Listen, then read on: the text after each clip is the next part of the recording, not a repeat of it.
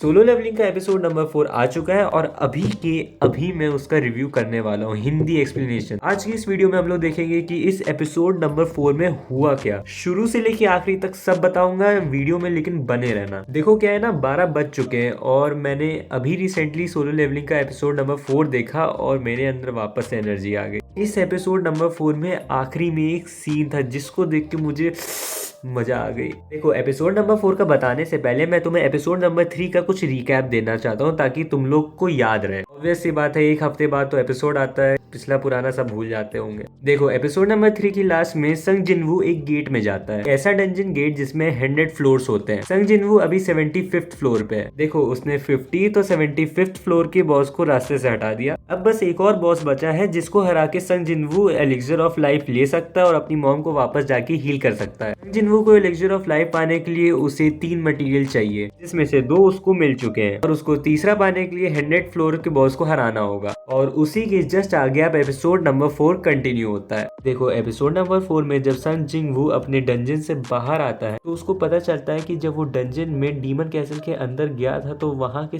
सारे magic beast को हराने के बाद उसका लेवल इंक्रीज हुआ है पहले से। और अगर उसको डीमन कैसल के 100 फ्लोर पे जो मैजिक बीस्ट बैठा हुआ है, अगर उसको हराना है तो उसको अच्छे से प्रिपेयर होके जाना होगा, यानी कि उसको अपना लेवल अप पहले से और ज्यादा करना होगा। मतलब समझ रहे हो? अगर उसको लेवल अप करना है तो उसको हायर रेड मिशंस में जाना होगा, उसमें पार्टिसिपेट भी करना होगा। लेकिन तुम्हें भी पता है कि संग जिनवू ऑफिशियली एक ई रैंक हंटर है, जबकि वो नहीं है। ऐसा तुम्हें और मुझे पता है, लेकिन ऐसा हंटर एसोसिएशन को नहीं पता। तो जाहिर सी बात है कि एक ई रैंक हंटर को एक हाई लेवल रेड मिशन में नहीं भेजा जाएगा। तो अब संग जिनवू एक डिसीजन लेता है कि वो वापस से जाके अपना रीटेस्ट करवाएगा और अपनी रैंक को इंक्रीज करवा लेगा, ऑफिशियल रैंक, कि वो हायर रेड मिशंस में पार्टिसिपेट कर सके और वहां पे जाके लेवल अप कर सके। सीन शिफ्ट होता है और हम लोग सीधा आते हैं हंटर की रैंक की रीटेस्ट के लिए। वहां खड़ा एक आदमी लोगों की रैंक्स को गेस कर रहा होता है कि तू सी रैंक है, तू ई रैंक है। और यही सब देखते देखते उसको दिख जाता है संग जिनवू और वो सीधा फोन करता है बाइक योनो को, जो कि एक एस रैंक हंटर है। और वो आदमी उससे कॉल पे कहता है कि वो आ गया है। मतलब यहाँ पे संग जिनवू की बात हो रही है। और ये सुनने के बाद वो एस हंटर तुरंत भाग के आ रहा होता है। वहीं संग जिनवू के आगे 2 आदमी बैठे होते हैं और दोनों लोग आपस में बात कर रहे होते हैं। एक आदमी दूसरे आदमी से कहता है कि भाई तू टेंशन मत ले, आसानी से इवैल्यूएशन हो जाता है ये रैंक का। तो वहीं दूसरा आदमी कहता है कि भाई मुझको हंटर बनना है ताकि वो पैसा कमा सके और अपने जो उसको छोड़ के गए उसके बीवी बच्चे उसको वापस ला सके। अगर तुम डी रैंक पे हो या फिर उससे ऊपर हो तो गिल्ड स्टाफ तुम्हें कुछ ऑफर्स करती है, और अगर तुम ई रैंक पे हो तो तुम्हें ऑफर्स नहीं मिलते। यही सारी कॉन्वर्जेशन हमारा भाई संग जिनवू सुन रहा होता है। और इसी बीच भाई का नंबर भी आ जाता है डी टेस्ट करवाने के लिए। और फिर जैसे ही भाई अंदर जाता है वहां पे भाई का नाम पूछा जाता है और उससे कहा जाता है कि वो रीअसेसमेंट के लिए आया है तो अपने हाथों को वो क्रिस्टल पे रखे, जो कि ब्लैक कलर का है। और भाई उसके क्रिस्टल पे हाथ रखते ही सिस्टम में एरर्स पे एरर आने शुरू हो जाते हैं। भाई ने सिस्टम हैंग कर दिया। वो लड़की एक बार फिर से चेक करती है, लेकिन फिर से सिस्टम में एरर शो करने लगता है। और वहीं पे हो जाती है डायरेक्टर की एंट्री, जहाँ पे डायरेक्टर के सामने वो लड़की फिर से रीटेस्ट करती है, लेकिन उसमें भी एरर शो होता है। फिर वही डायरेक्टर बताता है एक बड़ी बात कि मशीन में कोई खराबी नहीं है, मशीन अपनी लिमिट पे पहुंच चुकी है और मशीन की लिमिट सिर्फ ए रैंक तक है। और फिर डायरेक्टर ये समझ जाता है और कहता है कि पक्का संग जिनवू ए रैंक के ऊपर आ चुका है, यानी कि अब वो एस रैंक पे आ गया। और फिर डायरेक्टर और बाकी जितने लोग हैं उसको कॉन्ग्रेचुलेट करते हैं कि वो 10th मतलब 10वां ऐसा आदमी है जो एस रैंक पे पहुंचा है इस वर्ल्ड में। और आधे से ज्यादा लोग तो शॉक हो जाते हैं, सबकी फट चुकी होती है।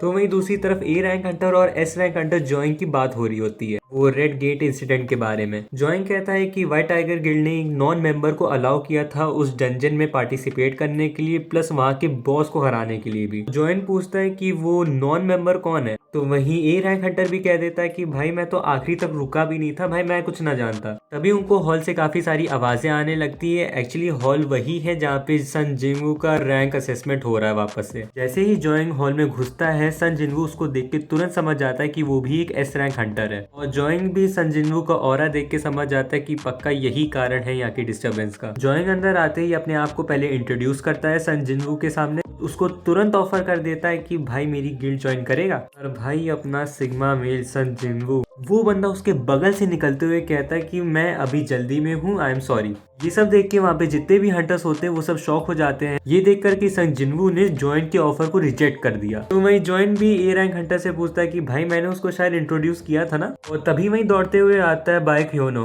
वही बंदा जिसे फोन किया गया था। ये सब देख के जॉइन को समझ में आ जाता है कि ये सन जिनवू वही बंदा था जो नॉन मेंबर बन के उस रेड गेट इंसिडेंट में गया था। और जब बाइक ह्योनो और जॉइन एक दूसरे को फेस टू फेस देख लेते हैं तो बाइक ह्योनो ये समझ जाता है कि उसने पक्का सन जिनवू को ढूंढ लिया है। इसके बाद सीन शिफ्ट होता है सन जिनवू और उसकी मॉम पे, यहाँ पे सन जिनवू अपनी मॉम से कह रहा होता है कि मुझे कभी ना कभी ऐसा लगता है कि आप कभी भी उठ सकती हैं, और फिर कहता है कि मैं जल्द ही वापस आऊंगा, आप मेरा वेट करना। इसके बाद सन जिनवू जब अपने मॉम के रूम से बाहर निकलता है तो उसको वो ए रैंक हंटर मिलता है। वहाँ ए रैंक हंटर जिनचुल जिनवू से कहता है कि वो काफी कॉन्फिडेंट रहता था लोगों को पहचानने में, लेकिन इस बार उसने ये प्रूव कर दिया कि वो अंधा था। और फिर जिनचुल बताता है कि सर्विलियंस डिवीजन का टास्क होता है कि हर एक हंटर को मॉनिटर करना और उनके कानून तोड़ने पर उनको सजा देना, यानी कि पनिश करना। तो सन जिनवू कहता है कि क्या मैं तुम लोगों की नजर में हूँ क्या? तो जिनचुल कहता है कि नहीं नहीं, हम लोग तुम्हें एज ए क्रिमिनल समझ के मॉनिटर नहीं कर रहे हैं, बल्कि तुमसे कोई मिलने आया है। नहीं नहीं, वो नहीं है, ये जो तुम लोग समझ रहे हो वो आएगी, लेकिन बाद में। जैसे ही सन जिनवू पीछे मुड़ के देखता है तो उसे पता चलता है कि उससे हंटर एसोसिएशन के प्रेसिडेंट गो मिलने आए। फिर दोनों लोग आपस में बैठ के बात करते हैं और सबसे पहले बात स्टार्ट होती है सन जिनवू को कॉन्ग्रेचुलेट करते हुए, क्योंकि वो अब एस रैंक पे आ गया है। देख रहे हो, प्रेसिडेंट खुद मिलने आए। फिर आगे दोनों के बीच बात होती है जहाँ प्रेसिडेंट गो कहते हैं कि तुम अब ऑलरेडी एस रैंक हंटर बन चुके हो, तो तुम्हें अब री एवोल्यूशन की जरूरत नहीं है। और आगे प्रेसिडेंट गो ये बोलते हैं कि ये हंटर एसोसिएशन काफी बड़ा है और यहाँ पे अच्छे हंटर्स बहुत कम है, और ज्यादातर हंटर्स ज्यादा पैसे और अच्छे स्टेटस के लिए बड़ी गिल्ड्स को ज्वाइन करते हैं। और प्रेसिडेंट को आगे ये बोलते हैं कि please become one of us, हम लोगों में से एक ही बन जाओ। फिर आगे वो बताते हैं कि गवर्नमेंट कंट्री के लिए कुछ नहीं कर रही है, जबकि हंटर्स ही इस कंट्री को सेफ रख रहे हैं और इसको प्रोटेक्ट कर रहे हैं। और आगे वो बताते हैं कि यहाँ पर अभी 5 गिल्ड्स हैं और 5 में भी बैलेंस बना हुआ है, और अगर जिनवू इनमें से कोई एक भी गिल्ड ज्वाइन कर लेता है तो ये बैलेंस टूट जाएगा। तो आगे प्रेसिडेंट बोलते हैं कि उनको 6th पावर बनना है ताकि वो उन्हें कंट्रोल कर सके। फिर हमारे सामने रिवील होता है कि प्रेसिडेंट गो पहले इस कंट्री के एस रैंकर है। यही सब सुनकर जिनवू ये सोच रहा होता है कि ये 80 साल के ऊपर हो चुके हैं, लेकिन इनका अभी भी मेरे से लेवल मैच करता है। उनकी ये सारी बातें सुनकर जिनवू उनके ऑफर को रिफ्यूज कर देता है, जिसे सुनकर प्रेसिडेंट को लगता है कि अब जिनवू ने भी आफ्टर ऑल मनी ही चूज किया। बाद में जिनवू कहता है कि मुझे बैटल करना है, मैं डंजन से बिलोंग करता हूँ, जिसे सुनकर प्रेसिडेंट गो को काफी अलग सी फीलिंग हो रही होती है। तो आगे चेयरमैन गो बोलते हैं कि अगर मेरी उम्र 20 साल या फिर 10 साल ही कम होती तो मैं इस बंदे से जरूर मिलकर फाइट करता। पर अभी जिनवू भाई को काफी सारे रेड मिशन करने हैं, जिससे उसको वो तीसरा आइटम मिलेगा और वो एलिक्सर ऑफ लाइफ को क्राफ्ट कर सकेगा और उससे वो अपनी माँ को भी ठीक कर सकेगा। फिर हमें दिखाया जाता है डोंगसू। अगर कोई पूछने वाला है कि इसकी ये हालत कैसे हुई या किसने की, तो साफ शब्दों में कहूँ तो इसने प्रोटैगनिस्ट के बाप से पंगा ले लिया था।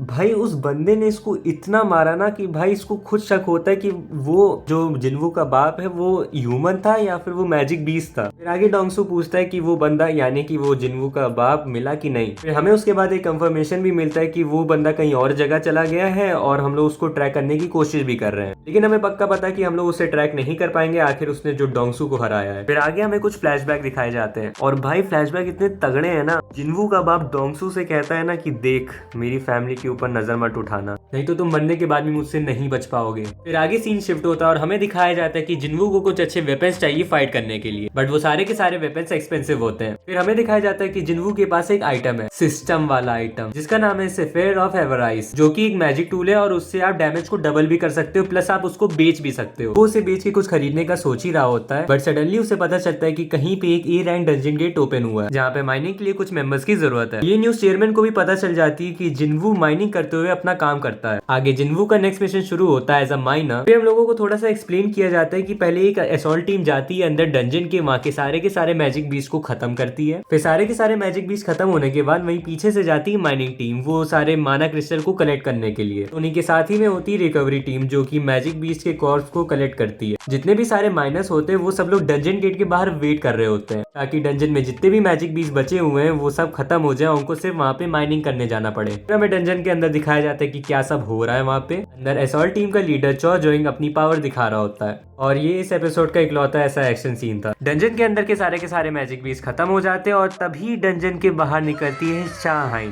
भाई कितनी सुंदर है।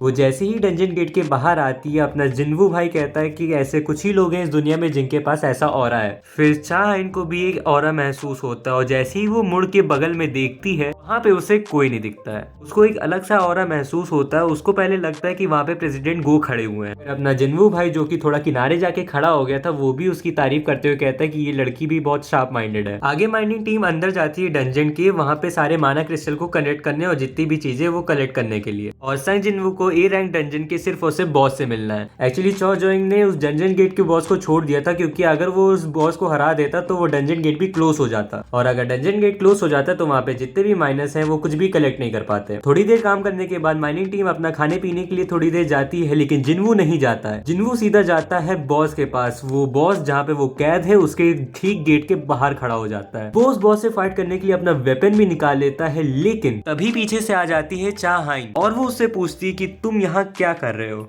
मैं फिर से पूछती हूँ, तुम यहाँ क्या कर रहे हो। भाई ब्रो एकदम साइलेंट हो जाता है और यहीं पे ये लोग इस एपिसोड को खत्म कर देते हैं इसी क्लिफ हैंगर पे। भाई मैं अगले एपिसोड का इतना वेट कर रहा हूँ ना, कसम से मैं क्या बताऊँ। हाँ, अगर तुम्हें मेरी एक्सप्लेनेशन पसंद आई हो या फिर समझ में आया हो कुछ चीजें, तो फिर प्लीज नीचे सब्सक्राइब कर देना, और अगर कुछ ना भी समझ में आया हो तो नीचे कमेंट सेक्शन में पूछ लेना। ओके, बाकी मिलता हूँ आपसे नेक्स्ट एपिसोड में, तब तक के लिए गुड बाय, टेक केयर।